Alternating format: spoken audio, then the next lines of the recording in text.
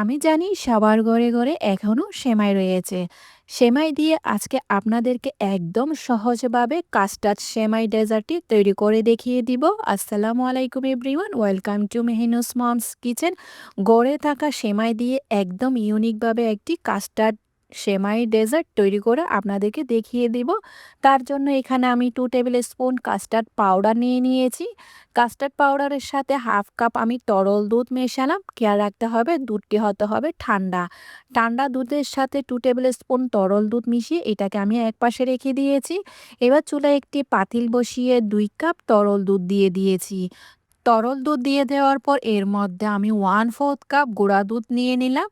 গুঁড়া দুধ মেশানোর পর 1 চিমটি পরিমাণ লবণ দিয়ে দিয়েছি। মিষ্টি খাবার অবশ্যই লবণটা দেওয়ার চেষ্টা করবেন। মিষ্টির জন্য আমি 3 টেবিল স্পুন চিনি দিয়ে দিয়েছি। চিনি 3 টেবিল স্পুন যথেষ্ট মনে হয়েছে। যদি আপনারা মিষ্টির পরিমাণ একটু বেশি খান তাহলে চিনিটা আরেকটু বাড়িয়ে দিবেন।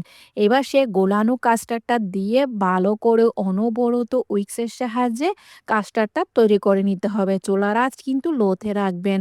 বড় করে দিবেন না, না হলে নিচের তলানিতে লেগে যাবে। এবার একটি স্প্যাচুলার সাহায্যে তলায় ঘেঁষে ঘেঁষে এই কাস্টার্ডটি রান্না করে নিতে হবে। দেখতেই পাচ্ছেন এই পর্যায়ে একদম ঘন হয়ে এসেছে।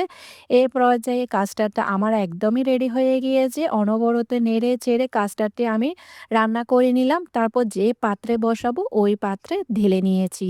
সম্পূর্ণ কাস্টার্ডটি পাত্রের মধ্যে নিয়ে নেওয়ার পর এটাকে আমি ঠান্ডা হওয়ার জন্য একপাশে রেখে দিয়েছি। এবার আমি সেমাইটা রেডি করব। তার জন্য চুলায় আরেকটি পাতিল বসিয়ে 1 টেবিল স্পুন উঁচু উঁচু ঘি দিয়ে দিলাম। ঘিয়ের মধ্যে এখানে আমি 1.5 কাপ পরিমাণে সেমাই নিয়ে নিয়েছি। আমি এখানে চিকন সেমাই বারমিসিলি সেমাইটা নিয়ে নিলাম। তারপর এই সেমাইটাকে ঘিয়ের মধ্যে হালকা ভেজে নিতে হবে। চুলার আঁচ কিন্তু লোতে রেখে এই সেমাইটাকে উল্টে পাল্টে ভেজে নিতে হবে। তারপর এর মধ্যে আমি দিয়ে দিব সুগন্ধের জন্য 1/4 টিস্পুনের মতো এলাচ গুঁড়া, 1/4 টিস্পুনের মতো লবণ, সেই সাথে 1 টেবিল স্পুন কাজু বাদাম কুচি দিয়ে দিলাম, 1 টেবিল স্পুন কাঠবাদাম কুচি দিয়ে দিলাম। এবার বাদামগুলাকেও সেমাইয়ের সাথে ভালো করে ভেজে নিতে হবে। ভেজে নেওয়ার পর এর মধ্যে আমি এখন দিয়ে দিব চিনি। মিষ্টির জন্য চিনি দিয়ে দিলাম 3 টেবিল স্পুন। চিনি দিয়ে দেওয়ার পর এখানে দিয়ে দিব 2 টেবিল স্পুন গুঁড়া দুধ। গুঁড়া দুধটি দিয়ে দেওয়ার পর আবারও ভালো করে নেড়ে ছেড়ে দিতে হবে। নেড়ে ছেড়ে দেওয়ার পর এবার আমি সেমাইটাকে রান্না করার জন্য দিয়ে দিব পানি। এখানে আমি যেহেতু 1.5 কাপ সেমাই নিয়েছি, 1.5 কাপ সেমাইয়ের জন্য আমি 1 কাপ পানি দিয়ে দিয়েছি। 1 কাপ পানি দিয়ে এই সেমাইটাকে একদম লো আঁচে রান্না করে নিব।